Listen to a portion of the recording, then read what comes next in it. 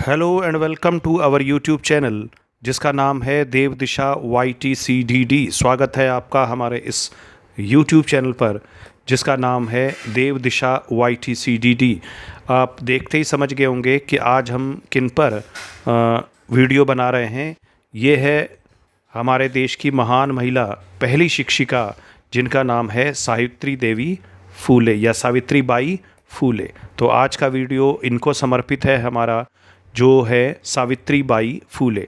तो सावित्री बाई फूले जी का जन्म जो हुआ था वो 1831 में हुआ था और ये दुनिया से चली गई थी 1897 में। इनका जन्म चूँकि आजकल सेलिब्रेट किया जाता है तो इनका पूरी डेट के साथ आपको याद करना चाहिए। ये है 3 जनवरी 1831। तो 3 जनवरी को इनका जन्म हुआ था 1831 में और महाराष्ट्र के सतारा ज़िले के नया गांव में इनका जन्म हुआ। यानी इनका जन्म जो हुआ था महाराष्ट्र में हुआ था, महाराष्ट्र के सतारा ज़िले में और सतारा ज़िले के नया गांव में। और जन्मदिन था इनका 3 जनवरी 1831। इनका विवाह बहुत कम आयु में, लगभग 10 वर्ष की आयु में इनका विवाह हो गया था ज्योतिराव फूले से, या जिनको हम कहते हैं ज्योतिबा फूले, या जिनको हम महात्मा फूले भी कहते हैं। तो ये इनके संपर्क में आई। ये भी एक क्रांतिकारी विचारधारा के व्यक्ति थे। तो दोनों ने मिलकर बहुत सारे ऐसे अच्छे अच्छे काम किए, जिनमें कि पहला कार्य था, इन्होंने सबसे पहले एक विद्यालय खोला जो बालिकाओं के लिए समर्पित था। ये विद्यालय इन्होंने खोला 1848 में पुणे में, 1848 में पुणे में। और इस बालिका विद्यालय की शिक्षिका और प्रधानाचार्य ये बनी थी सावित्री बाई फूले। तो इस प्रकार सावित्री बाई फूले जो बन जाती हैं भारत की पहली महिला शिक्षिका या पहली महिला किसी बालिका विद्यालय की प्रधानाचार्य। इसके बाद इससे उत्साहित होकर इन्होंने किसान विद्यालय भी खोला, और यानी मजदूरों के लिए रात्रिकालीन विश्वविद्यालय। 1852 में इन्होंने दलित महिलाओं के लिए विद्यालयों की स्थापना भी की। 1854 में अनाथ आश्रम इनके द्वारा खोला गया, और इसी तरह से 1854 के बाद जब अनाथ आश्रम खोला तो इन्होंने बाल हत्या प्रतिबंधक गृह भी खोला था। इसके बाद अगर देखेंगे तो 1873 में सत्यशोधक समाज की स्थापना ज्योतिबा फूले द्वारा की गई थी। और ज्योतिबा फूले द्वारा जो ये सत्यशोधक समाज 1873 में बनाया गया था, इसकी पहली महिला जो विंग थी, उस महिला विंग की पहली प्रधान इनकी पत्नी सावित्री बाई फूले ही थी।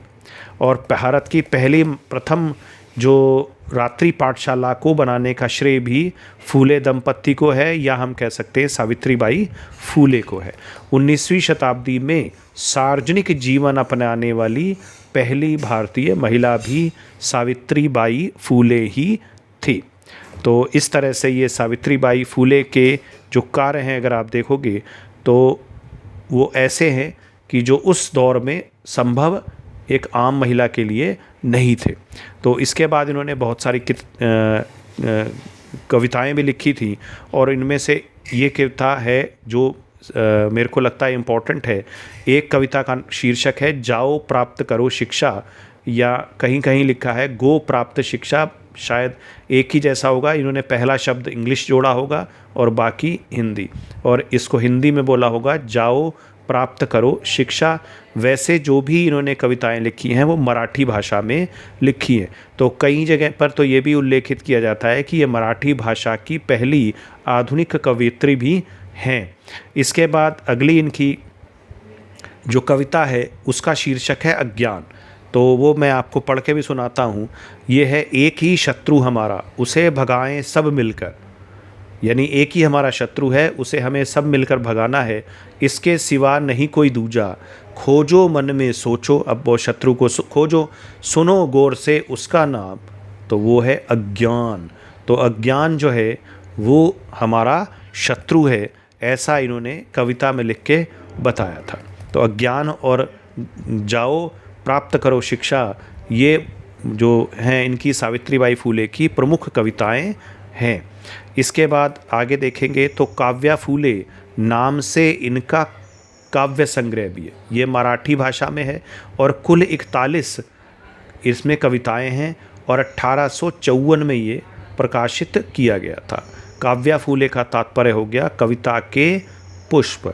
इसके बाद अगली किताब है 52 कशी सुबोध रत्नाकर। 52 सुबोध रत्नाकर का मतलब है यानी शुद्ध रत्न। 52 मतलब होता है 52% यानी आपका बिल्कुल शुद्ध, तो शुद्ध रत्नों का महासागर।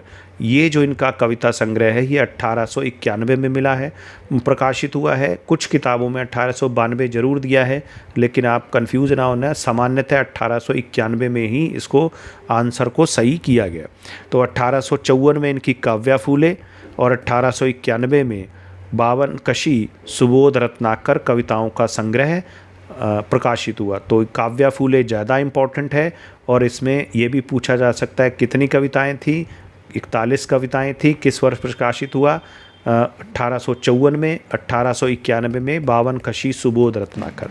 अब इनके स्वतंत्रता प्राप्ति के बाद इनको सम्मान स्वरूप डाक टिकट भी इनके ऊपर जारी की गई 10 मार्च 1998 को। भारतीय डाक विभाग द्वारा ये डाक टिकट जारी की गई थी 1998 में। इसी तरह से पुणे विश्वविद्यालय का नामकरण भी वर्ष 2014 में इनके नाम पर सावित्रीबाई फूले पुणे विश्वविद्यालय कर दिया गया था। इसके बाद गूगल ने भी इनको सम्मानित किया था एक डूडल बनाकर। 2017 में इन पर गूगल ने डूडल बनाकर इनको सम्मानित किया था। तो ये कुछ जो बातें थी सावित्रीबाई फूले के बारे में वो हमने डिस्कस करी। और इनका कथन ये भी काफ़ी फेमस है और क्वेश्चन में पूछा भी जाता है, अब बिल्कुल भी खाली मत बैठो और शिक्षा प्राप्त करो। तो ये कथन है सावित्रीबाई फूले का। तो सावित्रीबाई फूले के बारे में बहुत ज़्यादा, क्योंकि ये कोई एक औपचारिक रूप से शिक्षाविद नहीं कह सकते इनको, लेकिन अब ग्राउंड पे आके यानी व्यवहार में इन्होंने वो सब काम किया जो सैद्धांतिक रूप से कई लोगों ने नहीं किया। और इन पर अब आगे डिस्कस करते हैं कुछ प्रश्न। तो सावित्रीबाई फूले का जन्म किस वर्ष हुआ था? तो यहाँ से आप देख ही सकते हैं सावित्रीबाई फूले का जन्म किस वर्ष हुआ। तो यहाँ से आपको स्टार्टिंग में ही मिल गया कि 1831 में इनका जन्म हुआ था। अगला क्वेश्चन देखेंगे तो 1831 में इनका जन्म हुआ।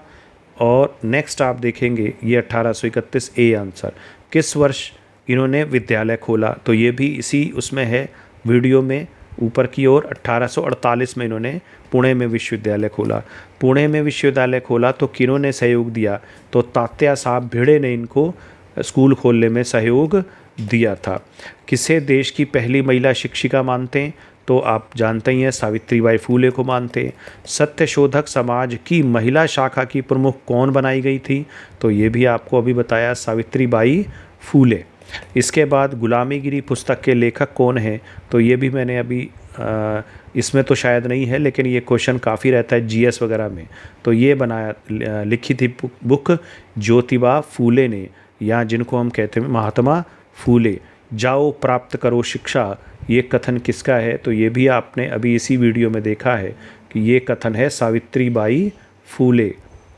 इसके बाद सावित्रीबाई फूले द्वारा रचित काव्या फूले ने उनमें से किस वर्ष प्रकाशित हुआ? तो ये अभी आपने ऊपर पढ़ा ही है कि 1854 में प्रकाशित हुआ। किस वर्ष?